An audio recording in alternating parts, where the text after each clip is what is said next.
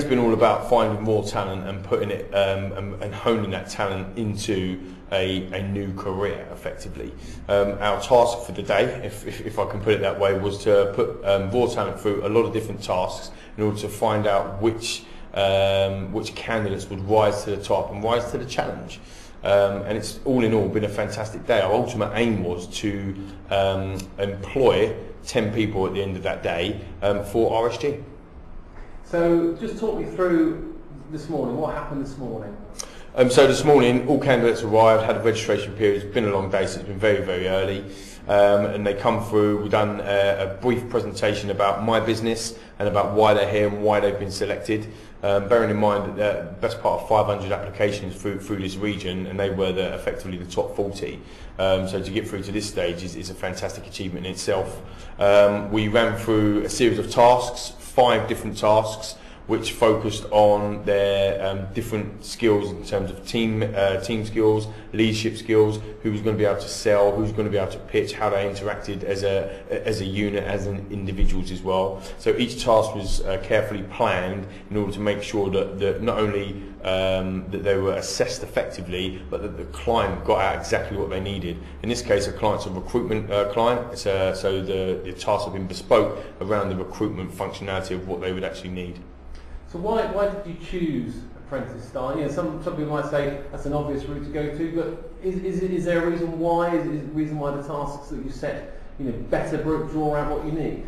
Yeah, absolutely. For me, it's about putting everybody on a level playing field. We had people here today that have been unemployed. We had people here today that have been working, straight from school with no qualifications. We had people here today that had graduated from university and had no working experience. So it was a case of putting everybody on a level playing field in the mix, effectively, and then seeing what real talent comes to the top, what comes actually to the fore. And that's what I think we've been able to measure today, to go through that entire exercise and work out exactly who's going to be not only the best talent in the pool, but also the best talent for the client's business, RSG's business. That's massively important. Through general interviewing skills and CV skills, you can't generally find that out. But what you can do in this process is see exactly what skill set and exactly what talent we have got available to us in order to hire. And looking at the results and that, do you think that the tasks did bring out those skills? Absolutely. I think we've been surprised in certain areas as well. One of the challenges that RSG were facing is looking at changing the mould of people that they type to hire, and in terms of bringing them sorts of attributes out. Absolutely, they've been surprised with the people that have come out on the top today as well, and in a sense of they were very different to maybe what they would normally hire as well. So they've definitely got a mix, and they've definitely got the balance right there as well. Throughout the whole day and in the afternoon. In the afternoon task as well, it's been really refreshing to see people rise to the challenge. That's effectively what the candidates have done today. How intense was the boardroom aspect of today's task this afternoon? We really put them through it, to be honest. The boardroom aspect of the task was intense. We really put them through it. We had the room set up in a situation which was really pressurised in order for them to come in. So they wasn't just doing a 3-minute presentation and then having a nice little chinwag. It was about being really professional, putting them under pressure and asking them really tough competency-based questions to go with the competency interviews that we'd already prepared via our vetting process to get to the day. Now, on the actual TV programme, The Apprentice, the boardroom is one of the things that is filmed, that is quite an interesting aspect. You made the decision not to allow filming in there. Why was that?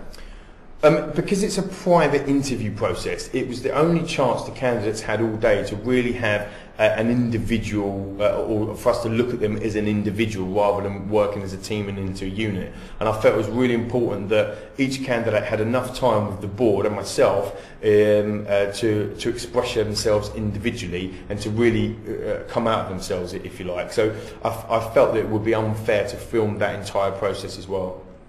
So, what's your overall impressions of how the day's gone from your point of view as the owner of Raw Talent Academy?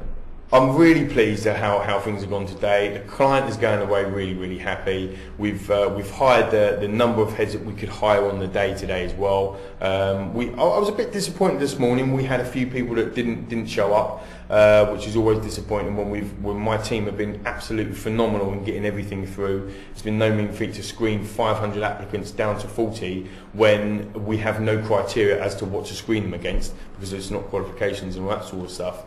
So they've worked fantastically well, my team. But all in all, I've been fantastic. My clients going home happy. We've got the amount of hires, have all got new jobs as well. Yeah, we'll be travelling back down the M4, very happy bunnies.